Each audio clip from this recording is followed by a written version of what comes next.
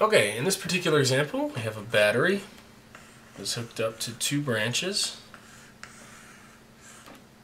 and it gives us a value of, it says there's 12 volts in this branch, it says that there's 5 ohms here, there's 10 ohms here, and you are trying to solve for the total current in the circuit. So you want to know how much current there is right here, which is the same as the current right there.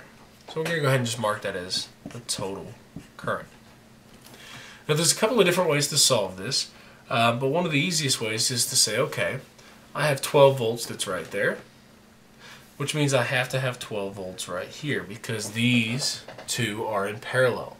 So the voltages are the same in each branch, which means that I also have 12 volts for the battery. So our given information is we have one branch that has a voltage of 12 and has a resistance of 5. We have another branch that has a voltage of 12 and a resistance of 10. So the principle that's involved here is we're looking at parallel circuits, but we're also looking at Ohm's law. Now the formula that we're going to look at is we're going to say V equals IR. Remember, when you get to this point right here, this total current is split up between the two branches. But regardless, it still has the same total amount. Wherever the charge is here, if it's 50, you can have 25 go here and 25 go here.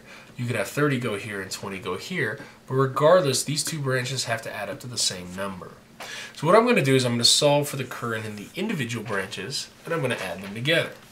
So I do Ohm's law. For the first branch, I say 12 equals 5I. For the second branch, I say 12 equals 10I. Divide both sides.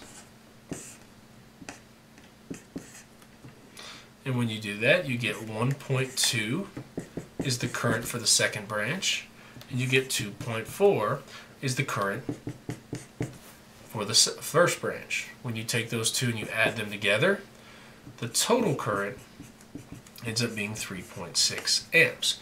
There's actually a second way that you can solve this that some of you may want to do. If you recognize and say that, hey, that's 12 volts, that's the voltage of the battery. So you have the total voltage of the battery. Then what you could do is you could say, hey, these resistors right here are lined up in parallel. So you could solve for the total resistance by saying 1 over 5 plus 1 over 10. Take it, add them, flip it, you get the total resistance is 3.3 ohms. With the total voltage and the total resistance, you could take these two, plug them into Ohm's law, and you would get 3.6 as well.